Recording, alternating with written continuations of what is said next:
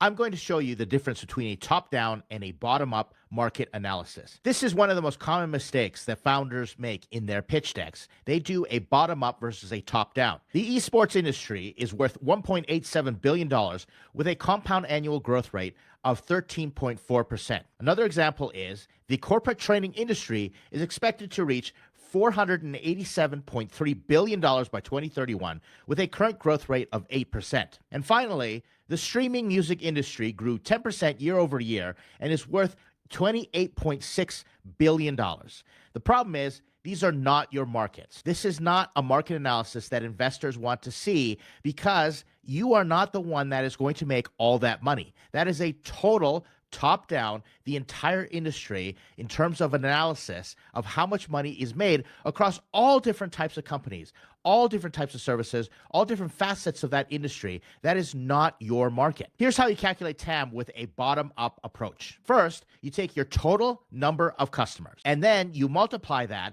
by what you expect to make from every customer every year, the annual revenue per customer, and you multiply those two together, and that is your total addressable market. The total amount of money that you would make if everybody who could possibly ever use or need or want your product or service, how much money would you make? The next question then is, how do you calculate your SAM? Well, it's the same thing as a TAM, but what you're going to do is take the number of possible customers in a segment of the TAM based on your business model or strategy. In other words, what is your beachhead?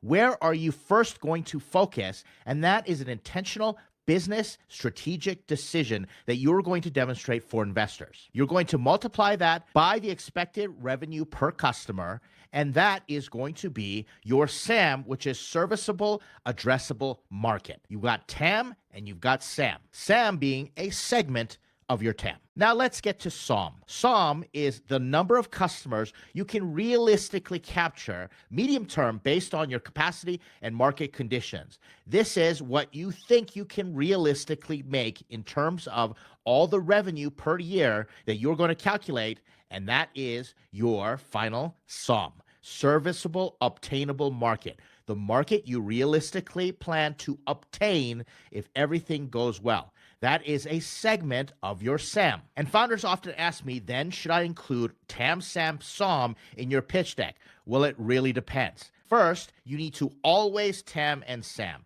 That is the minimum requirement that I would say you need to put in your pitch decks. And the language can change. Sometimes investors are going to look at it and they're not going to know what TAM and SAM is. Maybe they're not sophisticated investors and they're a friends, family, and associates round. You could change the language and say, this is how much money we would make if every possible person bought our services or paid for our product for the entire year. And then SAM, you can say, we plan to focus on this segment of the market first and then grow into the TAM. That is the minimum amount you should put in your pitch deck. Just some advice here, make sure you show your math with pressure-tested assumptions. If you plan to charge, let's say $10,000 a year or $1,000 per user, investors are going to ask you, how did you come to this conclusion? How did you come to these numbers? And if you say something like, well, that's what we just expect to charge, they're going to ask you, well, how do you know?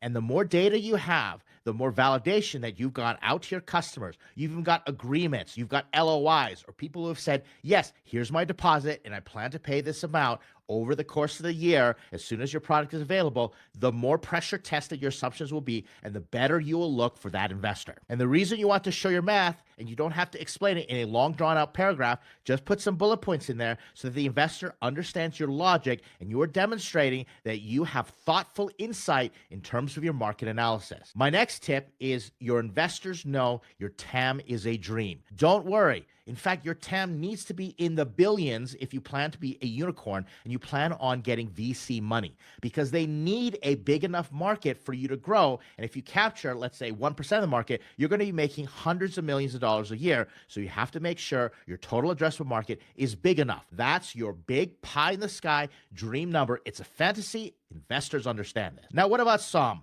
only add SOM if you're confident in your business model with realistic data. I've seen founders put in a SOM number and they say, we're going to make this amount of money if we capture 1% of a top-down market analysis. That is not your SOM. And if you're early stage in your pre-revenue especially, investors aren't going to expect you to really know your SOM anyway. They're going to expect that you built a financial model and you've got pressure-tested assumptions in your business model, and therefore you can start to calculate. But that's what models are for. You can interchange the numbers. They're not going to hold you to that. So I would say don't put in your SOM if you don't know. Just say, here's our TAM, here's our SAM, where we're going to focus, and we're going to grow into our TAM as much as we possibly can, and let the investors determine if they think you're the type of founder that can pull it off. Let's move into each one of the top-down examples I started this video with, and I'm going to break it down and give you at least a TAM and a SAM for each one. Here we have the esports industry is worth $1.87 billion with a compound annual growth rate of 13.4%. All right, 1.87, but that is top down. You might say something like, if we're going to do a bottom-up TAM, we're going to start off with the 640.8 million people who watch esports. That is a proper bottom-up analysis. You're starting with the number of users. And then we plan to charge them $120 per year, $10 per month for our app or subscription service, whatever your product is. Then you're simply going to do that calculation, and now you have a TAM of $76.9 billion. Now, here's the interesting thing. Notice how that number is much bigger than the $1.87 billion that you would have pulled from some research out there on the internet. How does this actually work? Well, we don't know where the $1.87 billion was calculated. It might be based on ad revenue from watching esports. It might not be based on the total number of video games sold or tournaments or sponsors. All the activities. Maybe corporations have paid for esports companies and they're flipping the bill. I don't know what goes into a total addressable market from a top-down perspective, but I do know if I calculate bottom-up, and I know there are 640.8 million people watch esports, and I plan on sending them an app, and if every one of them paid me $10 a month, I'd be making $76.9 billion. That is my bottom-up TAM. Now, what about SAM? I can say we're going to focus on the 318.1 million esports enthusiasts, and we're going to charge them $120 a year or $10 a month, and that's $38.2 billion. That is our SAM. That's the beachhead. We're going to focus our business model on esports enthusiasts, not the casual watcher of esports, which goes into the calculation of the total 640.8 million people who just watch esports. Let's try another one. The corporate training industry is expected to reach $487.3 billion by 2031 with a current growth rate of 8%. That's top down. How do we do a bottom-up TAM?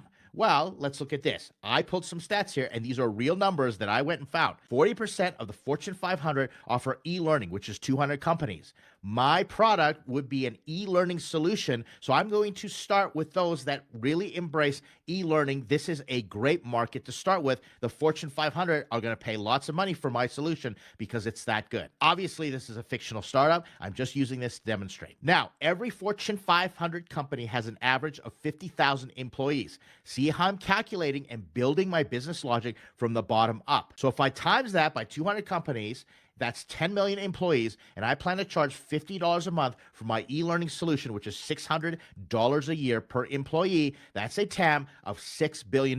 In this instance, we have a smaller TAM than the top-down analysis that we started with. This makes sense in a different way. If the total market of everything that's spent on corporate training, I'm talking about books and guest speakers and certification, is $487.3 billion, while $6 billion as far as my TAM, my market that I'm going after, which is e-learning of Fortune 500 companies, that makes sense. What does SAM look like? Well, my SAM is 600 million. How did I get to that calculation? Well, I went and looked and I said 40% of the Fortune 500 companies in manufacturing. So I looked at the number of manufacturing companies that are in the Fortune 500. And then I said, well, if 40% of them are offering e-learning, then I'm going to extrapolate those numbers, and that's 20 companies that offer e-learning. So if I multiply 20 companies times 50,000 employees, and I times that by $600 a year, that's how I get to 600 million. You can check my math on that, but I'm pretty sure I calculated correctly. Here's our final example. The streaming music industry grew 10% year over year and is worth $28.6 billion. This is how much all the streaming companies make. What is my TAM? Well, I could start off with the 500 million people that listen to streaming. I went and found out there are 500 million people who have downloaded Spotify, Apple Music, Pandora. I don't even know if Pandora is still around. One of those, and they're listening to music online via these streaming services. So if you multiply 500 by whatever you plan on charging or whatever you think you're going to make per individual, well, that's going to be your TAM. Well, what about your SAM? I might focus it based on age. I'm only going to target listeners who are 18 to 24, that all coveted demographic. Or I might say preteens, listeners who are 13 and below. Maybe I've got a product that focuses more on young listeners and family type music. Maybe I focus on music genre. Maybe it's listeners who like pop, country, rock and roll. You can begin to segment your TAM in many different ways, and that's going to be based on what you think is optimal for your business model and for your strategy. Finally, you can go all the way deeper and deeper and say, I'm going to focus English speaking in urban areas. Maybe you go even further and say English speaking in urban areas in Canada, which is where I live, which I think would probably make your TAM way too small and not in the billions anyway. That's the type of logic that you have to be presenting to your investor. Not to mention, it's going to help you make a lot of strategic decisions as well, because once you start to focus on your beachhead, you won't be worried about trying to sell to everybody. You're going to start with one segment first, dominate there, and keep going. Let me give you an example of Facebook. Facebook had a massive TAM, pretty much everybody, based on how many people use Facebook today. But they said our SAM is going to be Harvard. We're going to focus on anybody with a Harvard email address. And then they expanded to universities. They went to Stanford and MIT, and that was the land and expand, that beachhead model that investors are going to be looking for. And Facebook did such a great job at Stanford University. Then they started raising money, and the first slide in their pitch deck after the cover was everybody in Stanford can't do anything else because they're spending so much time on Facebook. That's a sign of traction and that you've executed against your TAM and your SAM strategy correctly. What about SOM? This is going to be up to you. If you execute your strategy, how much money would you realistically make? Like I said, you better be ready to defend your assumptions, your business models. The more you can do this, the better off you're going to be. And the more data you have, real live actual data, in other words, your startup is making money, the easier it will be for you to calculate your SOM. One more note about SOM, your SOM is based on if you raise the investment that you are looking for. Think about it. If you've calculated an amazing SOM and it doesn't require investment, then why are you raising money? A common question that I get from founders at this point in time is, what if there's no market data? They say, geez, Ed, it's really hard. Stuff like that doesn't exist, after doing maybe 10, 15 minutes of a Google search. Well, I've got news for you. Investors expect you to extrapolate after you demonstrate thoughtful insight. You're not going to go to the investor after they ask what your market analysis and say, wow, that's really hard. It's millions or literally billions of dollars. Well, where did you get that data? What's the actual number? Because if they're putting in dollars and cents and they have to calculate if their investment is going to make money, and you don't give them numbers in return to help them with that calculation,